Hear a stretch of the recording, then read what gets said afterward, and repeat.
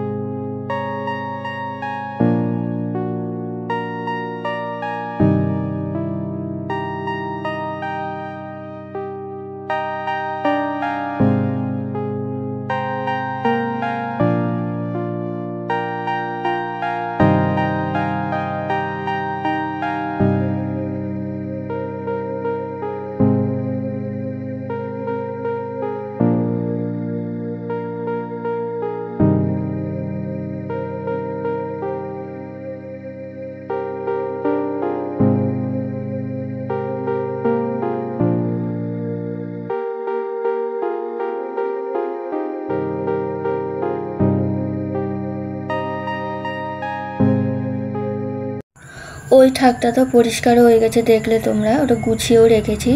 তারপরে এই যে মিট কেসটা আছে, এই ওপরে খাবার রাখি, আর তলায় না কাপ থাকে, মানে কেউ যদি হুট করে আসে, আবার ঘর থেকে শোকেস থেকে কাপ বের করব, তার জন্য কটা কাপ প্লেট এখানে এই যে দেখো রেখে দিয়েছি। কেউ আসলে ঝপ করে বের করে দিতে সুবিধা হয়, তার জন্য ওটাও পরিষ্কার করে নিলাম। চলো বন্ধুরা, রান্নার জন্য সব কেটে কুটে নিয়েছি, আর তার আগে তো দেখলে ওটা পরিষ্কার করলাম, করে আর ভিডিও অন করিনি। তার মধ্যে যেহেতু বেলাও হচ্ছে, ওই জন্য ওটা ভাতটা আগে বসিয়ে দিয়েছিলাম, দিয়ে ওটা করলাম দেখলে। আর তারপরে সব কেটে কুটে নিয়েছি। এই দেখো পটল, আগের দিন দেখলে যে পটল কম নিয়েছিলাম, ওই 3টে ভাজা করেছিলাম আর অল্প রেখে দিয়েছিলাম। আজকে একটু মতিকান দিয়ে চিড়ে চিড়ে করব। আমরা সব পারি না মেয়েরা, সংসারে কী করে চালাতে হয় আমরা সব পারি। কম থাকলে কম দিয়েও চালাতে পারি, বেশি থাকলে বেশি দিয়েও চালাতে পারি। এই যে, আর আলুটা সিদ্ধ করে নিয়েছি এই যে। আর এইখানে আমি চিংড়ি মাছ দিয়ে করব। এই যে চিংড়ি মাছটাও কেটে নিয়েছি এরকম। আর এই যে এর আগেও আমি করেছি এই যে কচুর পাতা, ওই যে কচুর পাতা মানে ভাতে দিয়ে খায়, এটা ভাতে তো দেওয়া হয়নি। এই যে আমি কেটে কুচিয়ে নিয়েছি কড়াইতে, কাঁচা লঙ্কা আর হলো চিংড়ি মাছ দেবো, দিয়ে অল্প জল দিয়ে নুন হলুদ দিয়ে ঢেকে দেবো। জলটা পুরো শুকিয়ে নেব, শুকিয়ে নিলে তারপরে নামিয়ে দেবো। নামিয়ে নিয়ে ওতে পেঁয়াজ আর যদি যেমন লঙ্কা খাবে, কেউ কম খায় কেউ বেশি খায়, লঙ্কা দিয়ে মেখে নিলে, আর একটু সর্ষের তেল, সব থেকে বড় কথা সর্ষের তেল দিয়ে মাখলে খুব ভালো লাগে। সেটাই করো, চলো।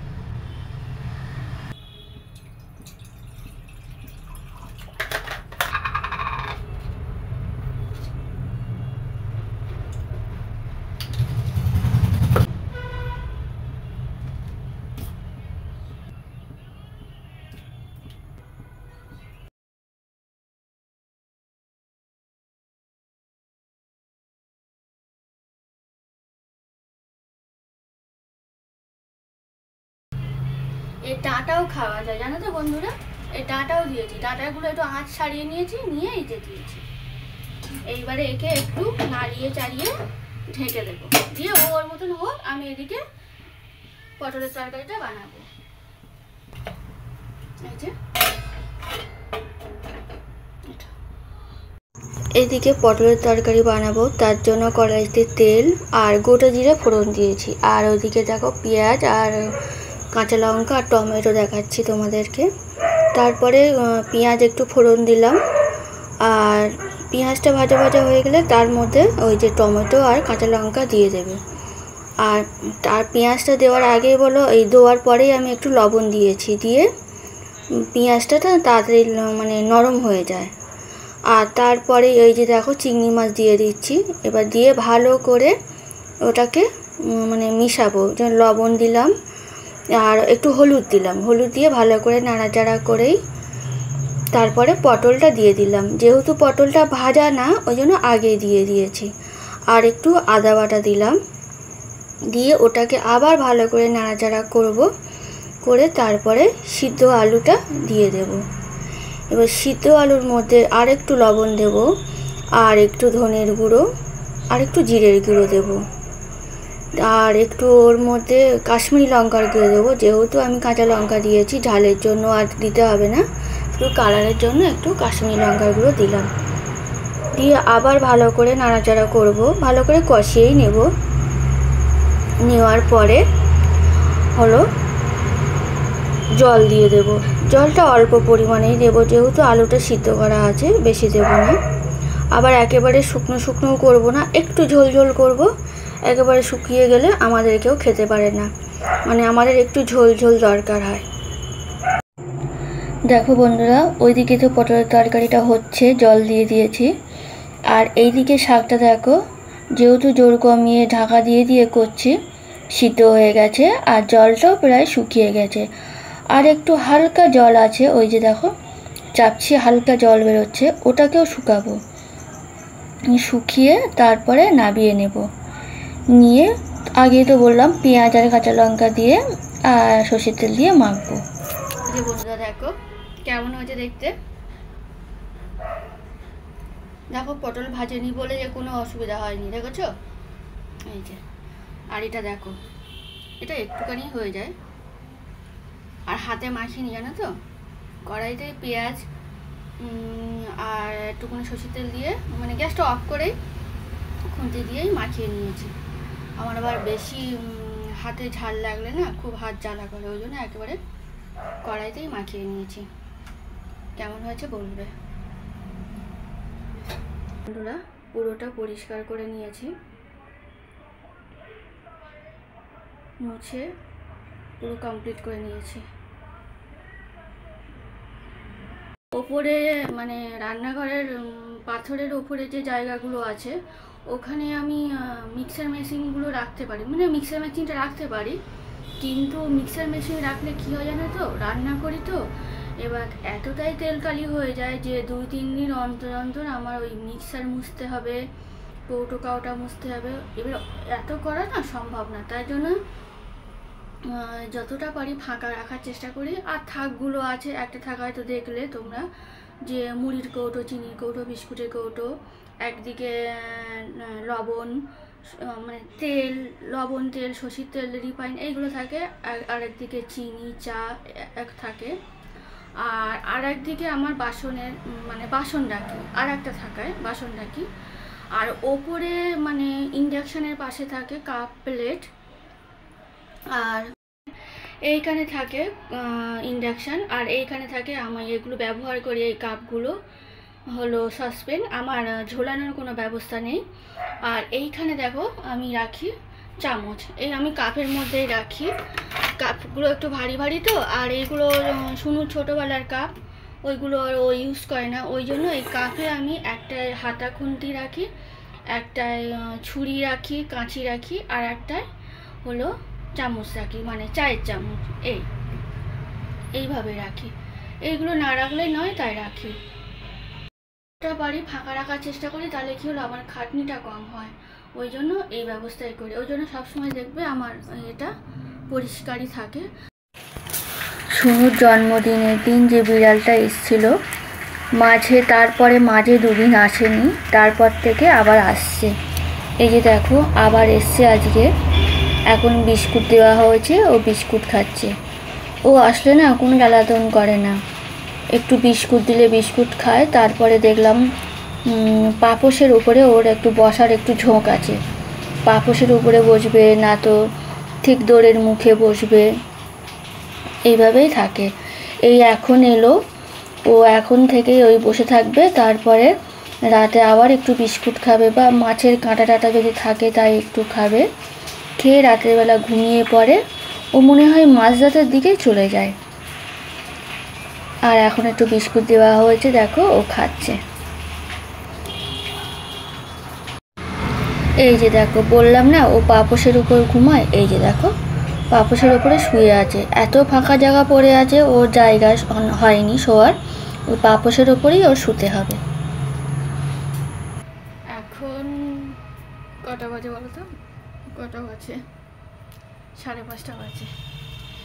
খাওয়া দাওয়া করে একটু শুয়েছিলাম, আর আজকে খুব সুন্দর হাওয়া দিচ্ছে, যেন চুলটা ছাড়া আছে, মানে শুয়েছিলাম বলে। চলো, আর বাইরে মানে আজকে গরম তো অবশ্যই আছে, কিন্তু আজকের ওই ওয়েদারটা খুব সুন্দর, মানে এখন খুব ভালো লাগছে। চারিদিকে পরিষ্কার পরিচ্ছন্ন। এই দেখো তোমাদের দেখা আকাশটা, সারাদিন তো প্রচণ্ড গরমই ছিল, সে তো আর বলার নেই, কিন্তু এখন একটু আগে না হাওয়া দিচ্ছিল।